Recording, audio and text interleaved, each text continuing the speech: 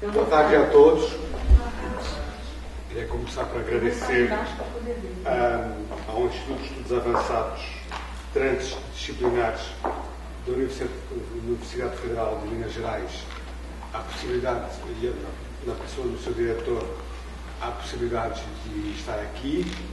E queria agradecer também, muito em particular, à professora.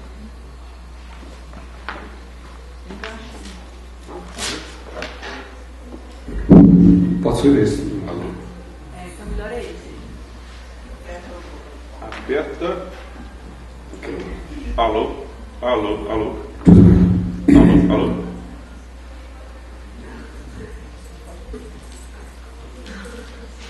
Acho que nem está precisando. Não quero. Este aqui está funcionando. Tem luzinha acesa? Som. Tem que apertar e segurar, né? Tudo bem. Já está apertando. Alô? Agora tudo bem. Eu acho que agora está dando, não é? Tá. Olha, Pode aumentar um pouquinho. E a professora Júlia Furtado, do apoio que me deu. Quero agradecer a vossa presença paciente aqui e quero também esperar que o meu português, enfim, que o português que eu estou tentando falar, que me faça entender, o que nem sempre acontece, porque, enfim, por motivos que vocês sabem bem, que não carece de explicar com mais detalhe. Bom, eu propus-me falar sobre uma coisa que para uns será uma banalidade. Estou aqui com o professor Caio Bosque, a professora Júlia. Para outros será talvez uma coisa muito estranha, que é o antigo regime português e o Brasil colonial, hierarquias sociais na Europa e na América Portuguesa. Bom, para uns será uma coisa talvez muito evidente, para outros será talvez uma coisa muito exótica, muito estranha, muito remota, muito afastada. Bom, eu gostava de tentar precisar o que direção vou dar na minha intervenção aqui e, portanto, ao mesmo tempo as aspirações e os limites daquilo que eu quero falar. Bom, quanto às aspirações, eu acho que há algumas coisas novas que se tem estudado nos últimos anos sobre um território tão remoto, sobre territórios tão remotos que aparentemente poderia parecer que não tem influência no entendimento do que acontece cá, mas eu creio que pode ter. Portanto, o facto de, em boa medida, eu ir fazer uma espécie de cruzamento entre o cá e o lá, entre os vários lá e os vários cá, eu acho que pode... minha aspiração é que, apesar de tudo isso, possa servir para entender algumas coisas um pouco melhor. Não é dar respostas definitivas, nada disso. É só ajudar a perceber um pouco melhor algumas coisas que nem sempre são tão evidentes e que talvez fiquem mais claras se vistas nesta perspectiva. Mas, ao mesmo tempo, eu tenho a noção dos limites. E a noção dos limites é que, evidentemente, há toda uma enorme produção, toda uma enorme reflexão sobre a história do Brasil colónia, desde o século XIX até grandes figuras do século XX, como Caio Prado Júnior, como Sérgio Buarque, o próprio Gilberto Freire, até debates dos últimos 30 e 40 anos, que são importantes e muito marcantes, e, em particular, escreveu-se muito sobre a antiga capitania de Minas Gerais. Eu creio que, aliás, não haverá nenhum território Por exemplo, há mais teses sobre Minas Gerais no século XVIII que, feitas nos últimos 15 anos, provavelmente, do que sobre Portugal no século XVIII. Isto para dizer que eu não posso ter a pretensão de, como se costuma dizer, ensinar o Padre Nosso ao vigário. Há muita coisa que se produziu. Este é um território muito explorado, muito estudado, muito discutido, e daí que as minhas pretensões sejam pretensões de lançar algumas pistas a partir de um olhar e de uma perspectiva que é diversa e que não tem nenhuma pretensão de ensinar aquilo que as pessoas já sabem, e porventura sabem até melhor do que eu. Mas, ao mesmo tempo, creio que esses mundos remotos dos quais eu vou falar, que, para alguns, pelo menos, poderão ajudar a entender algumas coisas um pouco melhor, e que esta interconexão entre territórios, que também o é entre passados e presentes, pode, talvez, ajudar a ver algumas coisas de outra forma, de uma forma um pouco diferente. Bom, na verdade, o que eu vou falar em primeiro lugar é de algumas coisas sobre a sociedade portuguesa, do pequeno reino de Portugal entre o século XVII e o início do século XIX, algumas coisas que foram relidas ou lidas de nova maneira nos últimos anos, e numa primeira fase da minha intervenção, o que eu vou procurar é sugerir que aquilo que se aprendeu, aquilo que se descobriu sobre Portugal nas últimas décadas, para esse período, pode ajudar a entender o que se passa noutros contextos e o que se passa cá em particular. Portanto, o que eu vou fazer, sobretudo, é, numa primeira fase, sugerir algumas continuidades, algumas analogias, algumas dimensões que são mais de semelhança do que de diferença.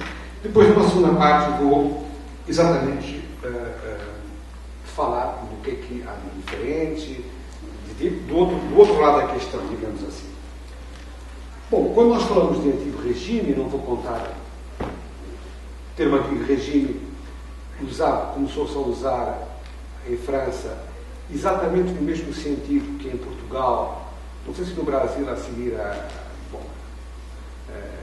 com a democratização esse termo se utilizou, mas em Portugal, quando veio a Revolução dos Cravos, em 74, falava-se do antigo regime para falar naquilo que existia antes da ditadura de Salazar. E era um termo bastante frequente. Bom, o termo originariamente em França tem o mesmo sentido e foi usado depois por analogia nos outros países com uma grande difusão. Ora bem, é suposto, portanto, o antigo regime qualificava no século XIX, mais raras vezes, muito similar no século XVIII, aquilo que tinha existido antes. Sugerindo que tinha havido uma mudança política, mas que eventualmente não seria só uma mudança política.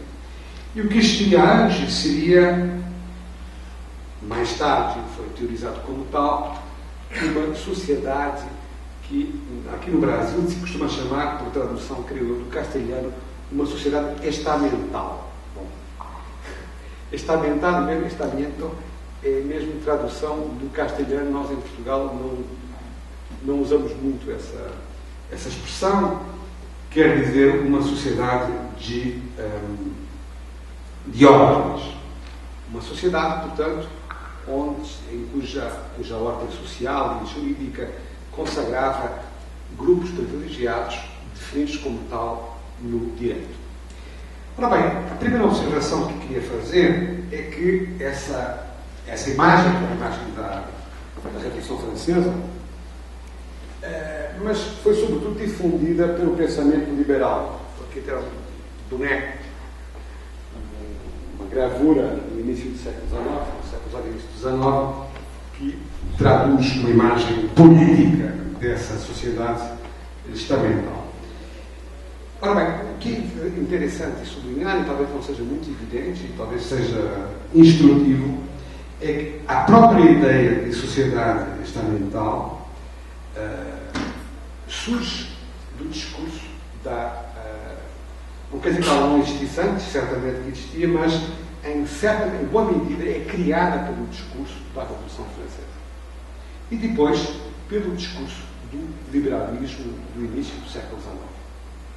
São eles que vão contra as classes ou as ordens privilegiadas, vão falar de uma sociedade com características, enfim, de uma oposição entre o liberalismo, identificado com as classes médias, com a classe média, com a aristocracia da capacidade, contra as classes privilegiadas, a aristocracia do nascimento e o clero, que corporizariam a ordem política antes existente. E, portanto, esta ideia de sociedade estamental, por oposição àquilo que seriam as sociedades contemporâneas, é qualquer coisa que são os próprios liberais, não foram os historiadores que inventaram isto, foram os próprios liberais, sobretudo no século XIX.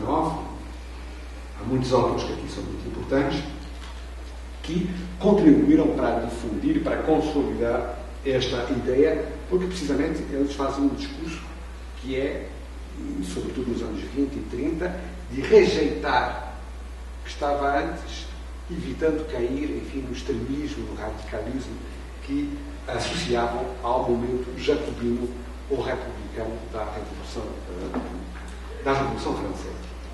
Bom, é claro que hoje em dia o conceito de sociedade estamental continua a ser utilizado, mas a verdade é que em história e nas ciências sociais em geral, as pessoas hoje são um pouco mais críticas em relação a oposições como sociedade estamental, sociedade de classes, tradicional e moderno e outras categorias desse tipo, que são categorias, digamos, duais, em que ou se é A ou se é B, uma coisa ou é A ou é B, e tendencialmente, se é A, o destino que tem é vir a ser B. Isto é uma característica, foi uma característica do pensamento, sobretudo do pensamento social e em particular sociológico ocidental no século XIX, no início do século XX. As pessoas há 100 anos tinham muito mais certezas sobre o futuro do que nós temos hoje, não é? Portanto, estavam muito mais convictas do que iam ser as sociedades do futuro do que nós estamos hoje, não é? E, portanto, em boa medida, esta oposição entre tradicional e moderno, ou entre sociedade de ordens, sociedade estamental, sociedade de classes, enfim, e muitas outras oposições que são, no fundo, equivalentes, tem muito a ver com esta segurança que existia há 100 anos atrás, e de que autores como Emile Durkheim ou Max Weber, direta ou indiretamente, são expoentes sobre o que seria o futuro. E, portanto, isso também ajudava um pouco a classificar o passado como um retrato invertido daquilo que se imaginava com segurança que seria o futuro. Bom, hoje em dia, no início do século XXI, as coisas são menos evidentes. Sem que eu esteja aqui a fazer nenhuma apologia dos discursos pós-modernos e do relativismo pós-moderno, a verdade é que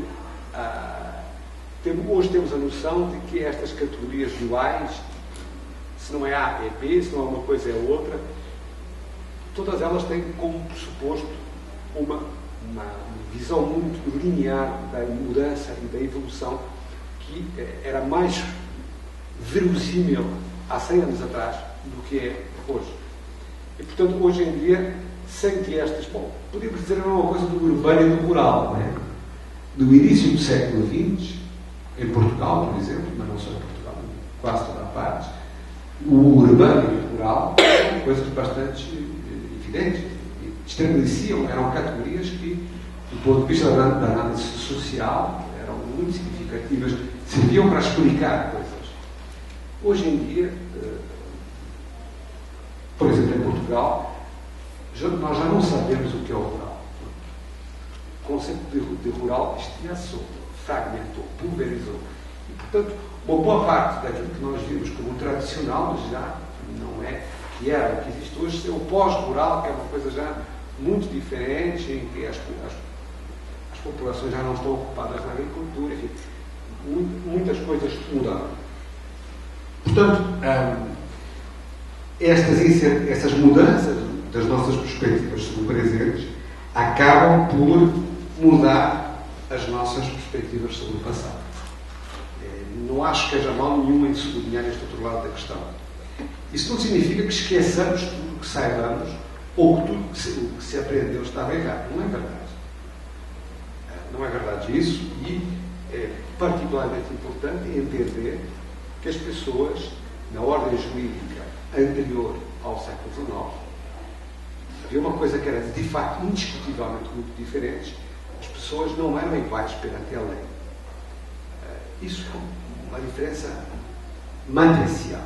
O direito civil era um direito civil cuja raiz era uma raiz não igualitária. E apesar de todas as diferenças sociais, no mundo jurídico que o liberalismo consagrou, pelo menos do ponto de vista do direito civil, as pessoas são iguais perante a lei. Isso é uma mudança importante, independentemente de, no caso, em muitos casos, não se aplicar a todos os residentes no território, como sabemos, em particular em relação ao Brasil, mas isso é um assunto que adiante tratarei. Ora bem, as ordens privilegiadas na Europa também mudaram muito nos últimos anos. Quer dizer, esta imagem herdeira da Revolução Francesa e do liberalismo, reparem que, tanto quanto a Revolução Francesa, são os liberais dos anos 20, Guizot e muitos outros, que vão carregar essa imagem do antigo regime. Eles querem manter, estender ao resto da Europa o fim do antigo regime sem cair no radicalismo jacobino, querem fazer uma espécie de meio termo, mas são intransigentes em relação ao antigo regime. A verdade, porém, é que essa imagem de uma aristocracia fechada, oposta ao progresso, que não ia, enfim, essa imagem tem sido muito criticada pela historiografia das últimas décadas. Eu participei em algumas das sínteses europeias sobre o assunto e os conceitos que hoje se têm, as ideias que hoje se têm sobre o assunto, não são exatamente as mesmas que se tinham há 30 ou há 40 anos. Pelo contrário, há alguma tendência, às vezes até excessiva, para apresentar, ao século XVIII, a ideia de que, para alguns países, pelo menos, aqui é sobretudo França e Inglaterra, as elites privilegiadas, pelo menos uma parte da nobreza, seriam não só cultivadas, não só muito letradas, mas inclusive muito individualistas, mais preocupadas com a realização do eu do que com a continuidade da linhagem ou da casa. Bom, não me vou alongar muito sobre o assunto. O que eu queria sublinhar é que, claramente, Portugal não entra nesse cenário. E, aliás, esse cenário é válido só para uma parte da Europa, não é para toda, e mesmo assim podemos discutir até onde é. Mas convém ter presente que o antigo regime já não é exatamente o que era há 30 ou 40 anos. As imagens hoje são mais matizadas. A alta nobreza francesa e uma boa parte da alta nobreza inglesa, por exemplo, praticavam a contracepção no século XVIII. Que é uma coisa realmente, enfim, surpreendente. Devo dizer que isso não significava em Portugal e qualquer coisa, contracepção, que não sei se me estou fazendo entender, práticas contraceptivas. Aqui no Brasil não se diz assim. É aborto. Não, a prática contraceptiva, neste caso, era basicamente o coito interrompido. Era a prática contraceptiva elementar que se começa a difundir no século XVIII, que no caso francês e inglês atinge as elites do topo, se é que não é mesmo iniciada por elas. Bom, são assuntos que poderíamos Tomás viu. Não tinha pena. Não tinha pena. O único mérito era mesmo esse do.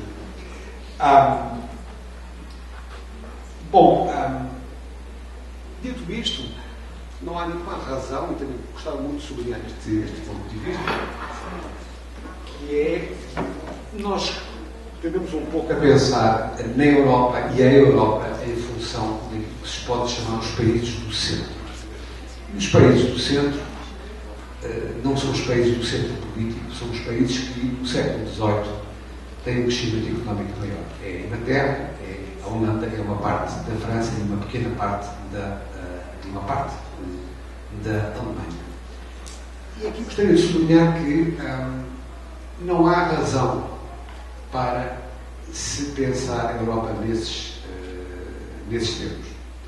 Porquê? Porque se no século XVIII, de facto, a França e a Inglaterra eram os espaços de referência dos europeus cultivados, a verdade é que não o eram antes do século XVIII. O centro da Europa, o centro político da Europa, no século XVI, é a Península Ibérica. E, portanto, não há nenhuma razão para se projetar para trás uma hierarquia dos espaços, que é uma hierarquia tardia e que não tem correspondência nenhuma com o princípio da história, em que se existia uma hierarquia, esse centro político estaria na Península e antes disso, eventualmente, até no Mediterrâneo, e não nesses territórios. E, portanto, não tenho que justificar falar da Península Ibérica, independentemente das suas diferenças, porque, de alguma maneira, é um raciocínio inverso que carece de justificação. Muitas vezes, partir-se do princípio inverso é cair num certo anacronismo. E, desse ponto de vista, estudar a monarquia portuguesa é tão interessante e tão importante como estudar outras monarquias europeias da altura. Devo, aliás, dizer que me esforçarei sempre por apresentar o que é que havia de semelhante e diferente em relação às outras. Mas que esta ideia me parece também uma ideia importante. Não há que supor que as imagens de meados do século XVIII sobre a Península Ibérica eram aquelas que existiam no início do século XVI e, portanto, nós devemos, enfim, ter sempre como referência aquilo que se passava em Inglaterra ou em algumas zonas muito específicas da Europa, que provavelmente não era aquilo que se passava na maior parte do território europeu. Ora bem, nos últimos anos, como disse antes, há uma série de pequenas coisas que nós fomos aprendendo sobre a monarquia portuguesa e que, me parece, ajudam a compará-la com outras monarquias da época e, em particular, ajudam a entender o próprio espaço aqui da América portuguesa. Uma dessas dimensões que é particularmente interessante e particularmente sugestiva no ordenamento da sociedade é precisamente a forma como o poder se exercia. Nós hoje, vou passar para aqui, se vocês não se importam, não tem que estar a subir. Uma das dimensões que mudou de uma maneira mais marcante e mais decidida, foi a ideia sobre a forma como o poder se exercia. As pessoas antes tinham a imagem de um poder absoluto, muito centralizado, muito exercido de uma forma muito direta, com uma presença territorial indiscutível em toda a parte. Nos últimos 20 e poucos anos, essa perspectiva foi drasticamente alterada. E essa alteração, eu acho que é muito instrutiva e muito sugestiva. Bom, começou-se a estudar o assunto no detalhe e descobriu-se que, na maior parte do território, as pessoas governavam-se com os que lá estavam. Quem governava é quem lá estava. Não havia nenhum delegado direto, permanente, do centro político, digamos de Lisboa, que estivesse lá a fiscalizar o que se passava. Todo o território do reino tinha um certo tipo de instituições, basicamente as câmaras, também, enfim, misericórdias, confrarias e paróquias, e eram os que lá estavam, que se regulavam e que garantiam que o mundo não se virasse ao avesso e que as coisas se mantivessem nos seus lugares. Isto é tanto mais impressionante quando tem uma tradução no plano militar. Não havia em rigor polícia. Não havia em rigor polícia no reino, não havia polícia. Não havia um corpo separado da sociedade que exercesse funções de policiamento ou funções, digamos, de coerção ou de repressão. Eram também os corpos locais que desempenhavam essas funções. E a tropa paga, isto como tem sido muito estudado nos últimos anos, a tropa paga é extremamente reduzida. O exército na monarquia portuguesa cresce quando há guerras e depois encolhe enormemente.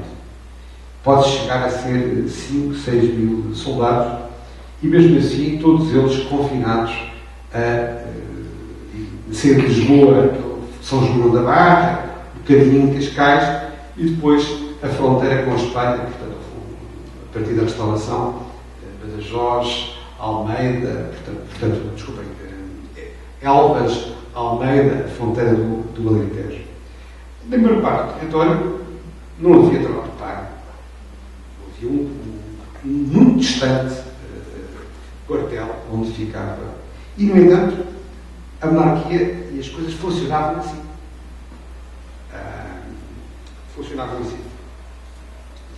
E, portanto, esta imagem, que é uma imagem relativamente nova, não significa, no entanto, duas coisas.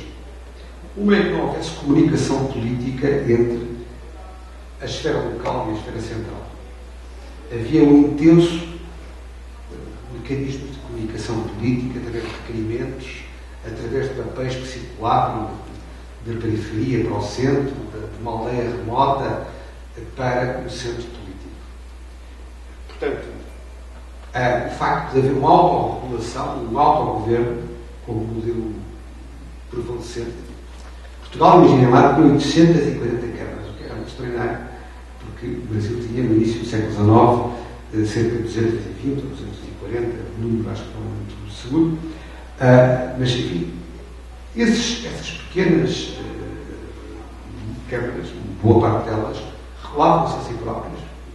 Havia lá um corregedor que ia lá discutir o assunto, mas e o que é mais fascinante ainda é que, lá como cá, os juízes em primeira instância eram os presidentes das câmaras, uma coisa também bastante fascinante e bastante interessante, que julgavam em primeira instância. Bom, portanto, havia comunicação política, e este é um aspecto muito importante. O facto de haver um autogoverno muito significativo não quer dizer que não houvesse papéis e circulação limite de informação da periferia para o centro e do centro para a periferia. Quanto mais vasculhamos, mais descobrimos que havia laços muito poderosos que se iam estabelecendo por essa via do requerimento, do papel e tal. Portanto, o despacho, aliás, tornava isso uma coisa central naquela sociedade, o destino que o papelito teve quando chegou ao centro, diversamente. Por outro lado, também creio que é importante sublinhar que, apesar dessa característica, estes territórios muito autogovernados não deixavam de ter uma grande uniformidade institucional. Ou seja, a monarquia portuguesa caracterizava-se talvez por duas coisas muito notórias que se aplicam ao reino como se aplicam à América portuguesa. É que existia uma enorme uniformidade institucional. Quer dizer, as instituições eram basicamente muito semelhantes em toda a parte. E esse é um aspecto muito específico que diferencia talvez a monarquia portuguesa de outras, particularmente se formos para, por exemplo, para a França onde a diversidade institucional era muitíssimo maior do que na monarquia portuguesa. Além disso, existiu, sobretudo quando os Bragança se tornam reis, porque é preciso ter presente que no século XVII há um duque que se torna rei, portanto isso altera um bocado as coisas. Esse duque, até essa altura, era um verdadeiro poder regional, que mandava numa região de Portugal, praticamente, era uma presença, mas a partir do momento em que esse senhor, que, grosso modo, controlava o sul de Portugal, enfim, um exagero que eu estou a dizer, mas entende-se, se torna rei, a partir dessa altura reforça-se uma característica que vinha muito atrás da monarquia portuguesa, que é o facto de não haver poderes regionais. A coroa portuguesa geralmente nunca permite. O único poder regional que existiu eram estes senhores, estes Bragança, que moravam lá em Vila Viçosa e tinham uma corte com a sua música, o particular empenho de música que tinham, com o seu ritual, com os seus dependentes e tal. Quando se tornam reis, literalmente desaparecem qualquer esboço de poderes regionais em Portugal. E, portanto, isso vai se tornar uma característica muito marcante da realidade portuguesa, que a diferencia de outras.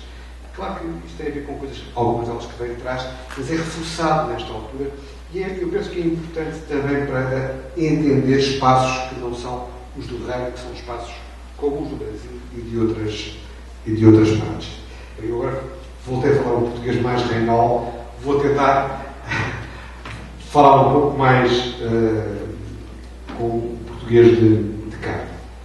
Bom, um outro aspecto que temos conhecido melhor nos últimos anos é as hierarquias sociais da sociedade portuguesa. Como é que elas se organizavam, como é que elas se definiam. É um pouco difícil apresentar isso tudo em poucas palavras. Eu tinha para aqui uns bonecos, não sei se os vou manter ou não, se vale a pena estar a entrar em muitos detalhes sobre o assunto. De qualquer maneira, talvez valha a pena sublinhar que isto aqui é uma lei tirada a um rei português que só foi uma tentada em meados do século XVIII e sem o edital, propondo-se remunerar quem denuncie as pessoas que deram os tiros na carruagem onde o rei seguia. Bom, então, se olharem isso, estipula-se vários estatutos sociais. E reparem, estes estatutos sociais são mesmo aquilo que está inscrito na ordem jurídica. As pessoas não eram iguais perante a lei. E o facto de não serem iguais perante a lei tinha mesmo, por exemplo, as penas que sofriam não eram as mesmas. E estamos a falar de uma lei de 1758. Então, é um bom exemplo, é mesmo um exemplo invulgarmente claro. Então diz assim, se os denunciarem, os declarantes plebeus serão logo por mim criados nobres. Sendo nobres, lhes mandarei passar alvarás de moço fidalgo ou de fidalgo cavaleiro. E sendo fidalgos, lhes farei merecer os títulos de visconde ou de conde. Certo? Depois disso, além destas mercês, que são, no fundo, mercês honoríficas, os declarantes falam dizer outras mercês úteis. Úteis quer dizer mercês remuneradas, com de dinheiro, como de ofícios de justiça ou fazer, tais um ofício, ou de bens da coroa e ordens. Portanto, bens que a coroa tinha e administrava e que doava às pessoas. Ora bem, nós temos aqui, muito resumidamente, os estatutos sociais que existiam no reino. Não só os estatutos sociais que existiam no reino, os estatutos sociais que existiam em toda a monarquia portuguesa, incluindo o Brasil. Depois podemos aqui, e posso também pedir invocar a legislação, onde evidentemente se discriminam os escravos do resto da plebe e há uma hierarquia dentro da plebe. Mas se tivéssemos que resumir em 4 categorias, seriam ex-plebeus, nobres, fidalgos e titulares. Eram os estatutos da monarquia portuguesa. Este edital também nos permite perceber mais 2 outras coisas que eu penso que são importantes. Uma delas é que a coroa tem coisas para dar. A coroa dá graus de nobreza, mas também dá bens da coroa e ordens. Os reis portugueses tinham muita coisa para distribuir. Não vale a pena agora estar a entrar muitos detalhes sobre o assunto, mas esse é um aspecto que é importante. E penso que isto nos introduz, portanto, ao tipo de sociedade que existia no reino. Era uma sociedade hierarquizada e era uma sociedade com graus, com uma hierarquia de estatutos sociais. Também penso que é particularmente importante sublinhar uma ideia que aparece, por exemplo, no livro recentemente publicado aqui no FMG, do meu professor e amigo António Esparra. É que a cultura política da época não gostava muito da mobilidade social. As pessoas podiam mudar o estatuto que tinham, mas isso não era uma coisa muito bem vista. E neste sentido era uma cultura política muito diferente da cultura que veio a vigorar mais tarde, no século XIX ou na época contemporânea. Era uma cultura muito hostil à mudança de estatuto. O que significava que, quando as pessoas mudavam de estatuto, tinham que ficcionar que sempre tinham tido o estatuto que tinham atualmente. Uma das coisas mais fascinantes nestas sociedades era como o tempo legitimava as coisas. Quanto mais antigo, melhor. Esta era realmente a cultura política prevalecente. Bom, e como havia, apesar de tudo, uma utilidade, as coisas não estavam paradas, tinha que se ficcionar o tempo. Uma das coisas mais importantes para se entender estas sociedades é perceber-se como se ficcionava o tempo, como se inventava o tempo, como se inventava a antiguidade e como isso tinha um papel essencial na justificação das coisas. Finalmente, eu destacaria mais 2 aspectos que me parecem particularmente importantes. É que as sociedades ibéricas tinham ainda 2 características, ou 3, que eu acho que são muito relevantes para se entender, para elas poderem ser entendidas e que têm alguma importância para se entender o contexto do Brasil. Uma delas é que, em geral, o parentesco era bilateral. Quer dizer, a qualidade do sangue e o estatuto social, que era em boa medida herdado, recebia-se pelo pai e recebia-se pela mãe. Coisa muito singular e muito específica, e que é uma coisa exclusivamente ibérica no cenário europeu. É só a coroa de Castela e a coroa de Portugal e uma parte da coroa de Aragão. Os sobrenomes transmitiam-se pelo pai e pela mãe. Isto são coisas especificamente ibéricas que não se aplicam ao resto da Europa, por mais surpreendente que isso nos possa parecer.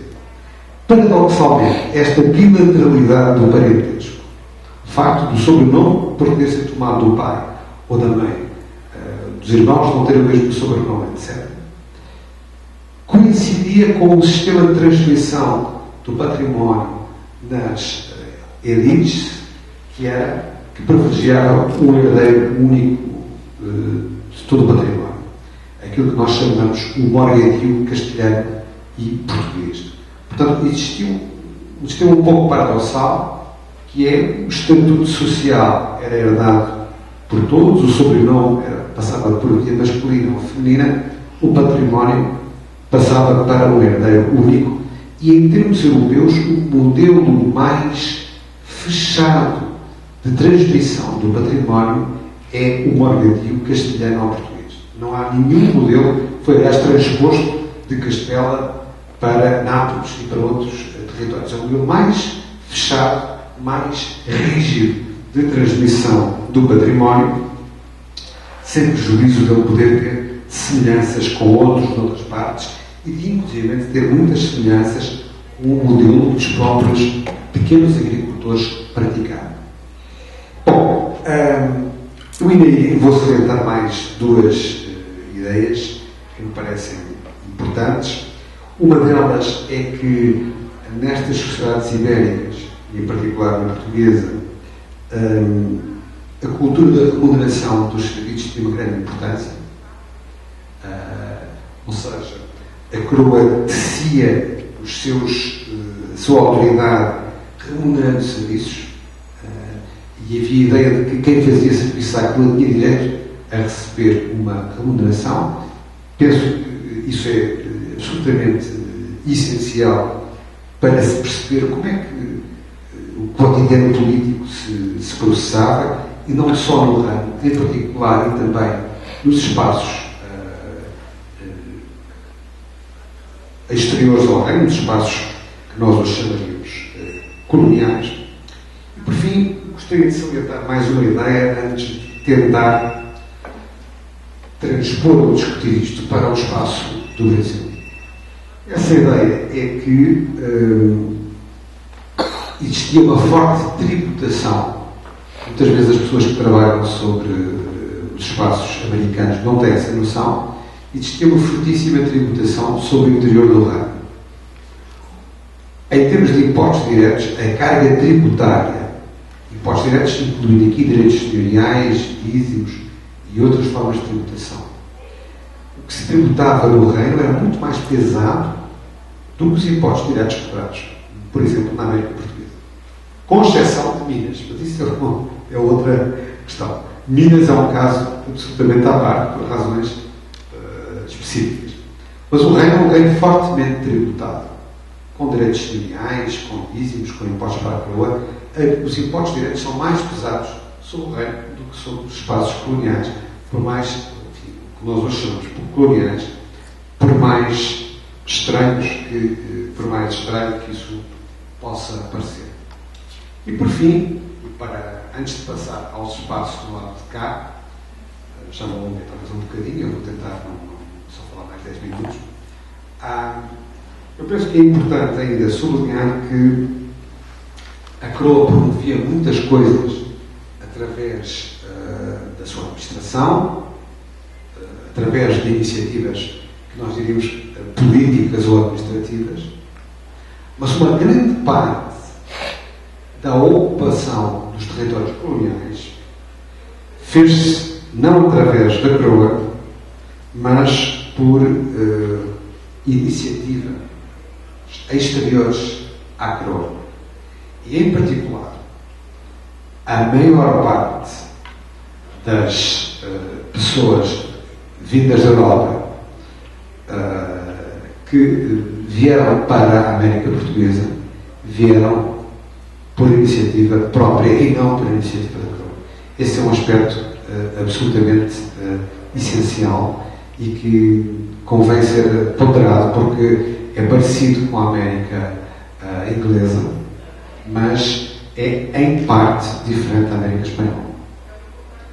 E convém ter isso, por exemplo, é uma diferença muito simples. O padrão de imigração português nos séculos XVII e XVIII, sobretudo quando ele deixa de ser dominantemente, deixa de ser hegemonicamente constituído por cristãos novos, ou de boa parte constituído por cristãos novos, e passa a ser, sobretudo, pessoas do norte de Portugal, obedece a uma lógica que é uma lógica independente da iniciativa da coroa. A coroa não é a coroa que o promove, é uma coisa que escapa em larga medida às iniciativas da coroa e tem a ver, curiosamente, com uma imigração de iniciativa própria, promovida não pela zona mais pobre, mas pela zona mais rica de Portugal. Eu tinha aqui, para muitas pessoas isto será uma evidência, para outras não é. Tinha aqui um forno do Minho. Isto é um forno onde se fazia, fazia-se há poucos anos, milho, broa de milho. Bom, o milho é essencial para se perceber, o milho foi trazido das Américas para lá, é essencial para se entender a imigração para o Brasil.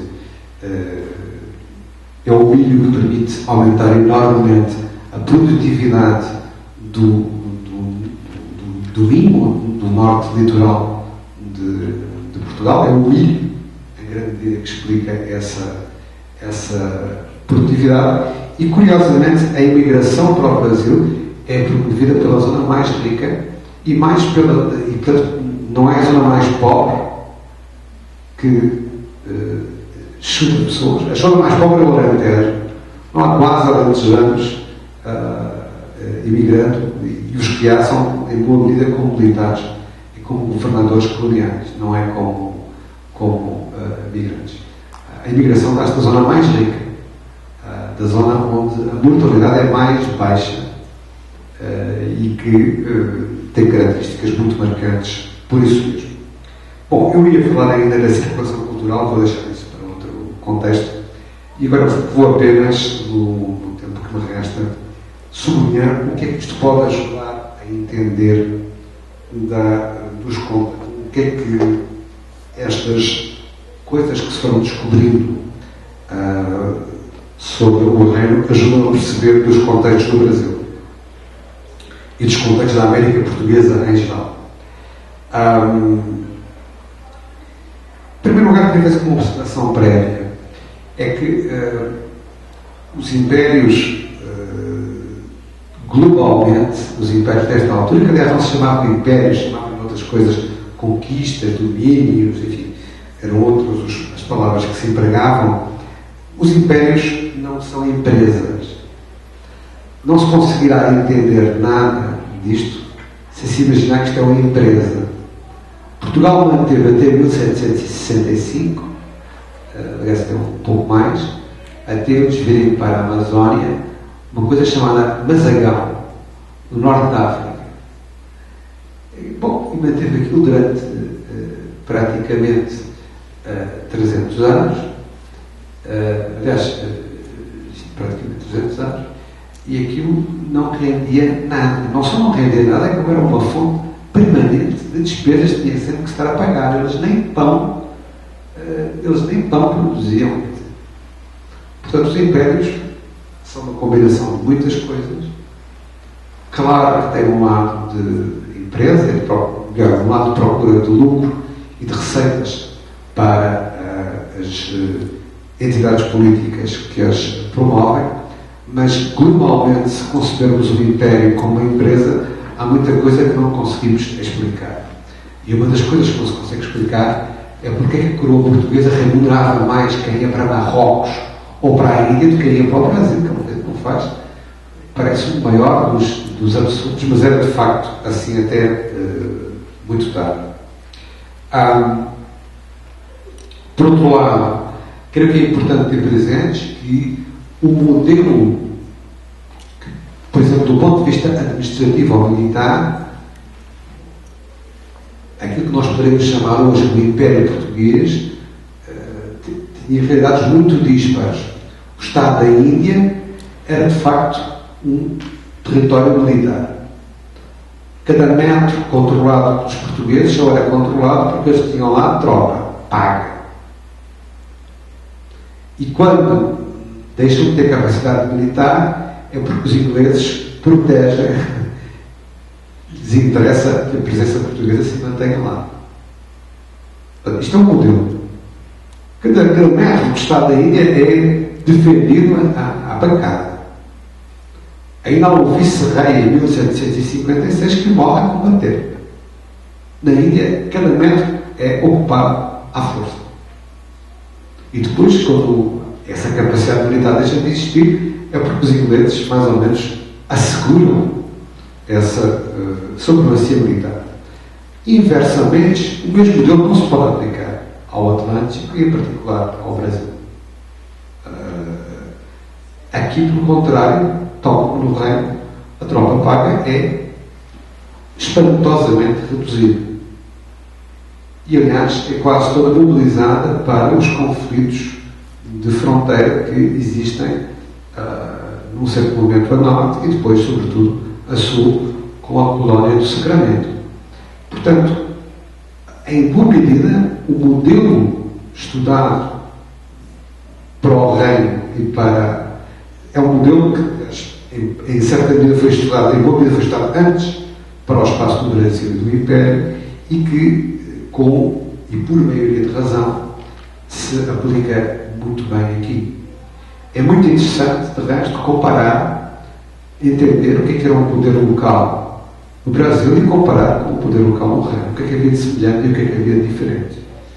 Como é que as elites eram semelhantes ou eram diferentes, em que é que divergiam e em que é que convergiam. Uma vez mais também, penso que se aplica aqui a ideia que eu representei para o rei. A coroa e a monarquia portuguesa caracteriza-se por uma enorme uniformidade institucional. As instituições que existem são muito parecidas com as que existem no reino, não têm substantivas diferenças. E, uma vez mais também, creio que é difícil chamar de centralização aquele modelo administrativo em que as coisas passam pelo centro, mas em que, em grande medida, o dia-a-dia é assegurado para quem lá está. O modelo de chamar a isto de centralização é uma coisa um pouco complicada, porque os tempos de comunicação, os tempos de mediação eram demasiado lentos para que isso fosse significativo. Por fim, porque realmente não quero falar mais do que uma hora, para não tornar mais cansativo, gostaria de sublinhar uma última ideia que me parece particularmente importante e que talvez não seja muito evidente. Não há legislação da monarquia que estabeleça uma distinção entre os súditos em função da sua naturalidade. Não há. Ou seja, se há diferenças sociais no reino, como as conquistas, há, particularmente no período dos Braganças, essa sim, assumida discriminação entre as elites da corte e as de todo o resto do território. Estou apenas um exemplo. No século XVIII, em 1743, existe, durante muito tempo, uma gazeta oficial, chamada Gazeta de Lisboa, uma espécie de diário oficial, e há uma proibição em que saiam notícias de casamentos de fidalgos da província. Na Gazeta Oficial só saem fidalgos da corte. Se for do Minho, do Porto, de Évora, não pode sair, ou da Bahia, não pode sair. Dito isto, não há nenhuma legislação que distinga entre, evidentemente, a legislação sobre impureza de sangue, que estigmatiza vícios, aquilo que eram considerados impurezas de sangue, e, portanto, o monatismo, sangue de pessoas condenadas pela Inquisição, portanto, de pessoas acusadas da prática de judaísmo ou de terem antepassados muçulmanos. Mas não há nenhuma legislação que explicitamente discrimine as pessoas em função da sua naturalidade. Eu penso que é importante ter esta dimensão presente. Não quer dizer que objetivamente não pudesse existir, mas numa ordem jurídica que é não igualitária, que é assumidamente discriminatória, a categoria de discriminação não é essa, uma outra diferente, depois poderei precisar. Por fim, última ideia, e quero mesmo tentar não ultrapassar o limite do tempo. Evidentemente, o século XVIII é um século de imigração torrencial para a América ou as Américas portuguesas, os vários territórios das Américas portuguesas. Essa imigração é uma imigração fundamentalmente forçada de africanos e durante não todo o século, mas a maior parte do século, é o maior destino de escravos do planeta, e no início do século XIX se lá ainda mais. no reino é proibida a importação de escravos e é declarada no período tombalino como é que se chama? A liberdade dos vendas, portanto que os filhos de mulheres escravas não são escravos, fundamentalmente e explicitamente para os canalizar para o Brasil, porque lá tinha uma utilização sobretudo doméstica. O que não quer dizer que não houvesse escravos em Lisboa no início do século XIX. Não? Havia algum, enfim, já não havia 3 ou 4% como em 1750, mas ainda existia. Mas o que eu queria sublinhar é que, a par, o grande contingente, portanto, são de escravos forçados africanos, vindos de distintas partes e com percursos múltiplos. Mas penso que é importante sublinhar também que, embora nós não tenhamos números, e curiosamente hoje sabemos muito melhor quantos escravos entraram pelos diferentes portos do Brasil, entraram vindos de África, do que sabemos quantos reinões vieram para cá. Em todo caso, neste momento há números bastante rigorosos sobre e bastante seguros, tanto quanto podem ser, sobre a importação, ou a imigração forçada de africanos. Em compensação, sabemos muito menos, com muito menos segurança, o número de imigrantes reinões para o Brasil. Mas, apesar de tudo, mesmo não tendo números seguros, é indiscutível que, durante uma grande parte do século XVIII, o pequeno reino de Portugal foi o território europeu que mais gente exportou em termos absolutos para a América, só ultrapassado pelas ilhas britânicas os 25 anos que antecedem a independência dos Estados Unidos. Este é um dado importante. E, sobretudo, a taxa de esforço, quer dizer, a relação entre a população de origem e o número de imigrantes é, de longe, maior do que em qualquer outro território da América. Bom, esse aspecto, penso eu, que é um aspecto muito importante para se entender a realidade do Brasil e, em particular, a realidade de Minas. São as minas do ouro que vão consolidar este fluxo, que lhe vão dar um impulso que vai durar durante 250 anos. Não sei se vocês sabem que o principal destino da imigração portuguesa foi sempre o Brasil, até que passou a ser Paris.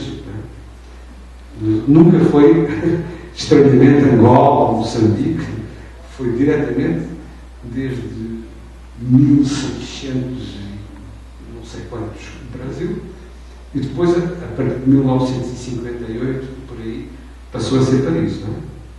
Nunca foi outro. A coisa foi sempre assim durante, portanto, aproximadamente uns 300 anos. Não é?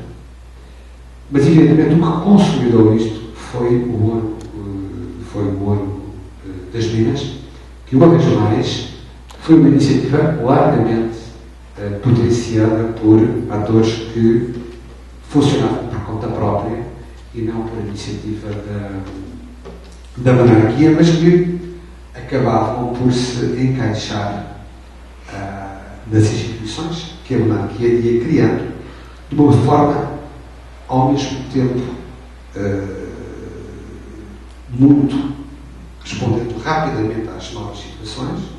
E reparem a velocidade com que se criam capitanias à medida que se vai dando, vou começar por aqui, à medida que se vai dando o fluxo para o interior, mas ao mesmo tempo também com uma grande uniformidade institucional. O padrão é sempre um padrão muito semelhante. Bom, eu penso que há algumas especificidades nesta história, e uma delas é que, e com isto termino a minha intervenção, eu penso que existia uma hierarquia social da monarquia no seu conjunto, não especificamente uma hierarquia dos territórios americanos. Os critérios de classificação eram os mesmos em toda a parte. O que acontece é que em cada território havia um equilíbrio social diferente. E aqui, uma das coisas mais fascinantes da América Portuguesa é que, no reino, os negociantes não conseguiam entrar nas câmaras. Eram muito poucas aquelas em que isso acontecia. Na América Portuguesa, depois de bastantes conflitos, em muitos casos, e com menos conflitos noutros casos, isso vai acabar por acontecer. Em todo caso, a minha ideia hoje foi apenas introduzir estes temas, sublinhando dimensões de continuidade e de continuidade. Noutras ocasiões terei a oportunidade de sublinhar o outro lado, que é aquele que se prende mais com as rupturas e com os conflitos. Muito obrigado pela vossa atenção.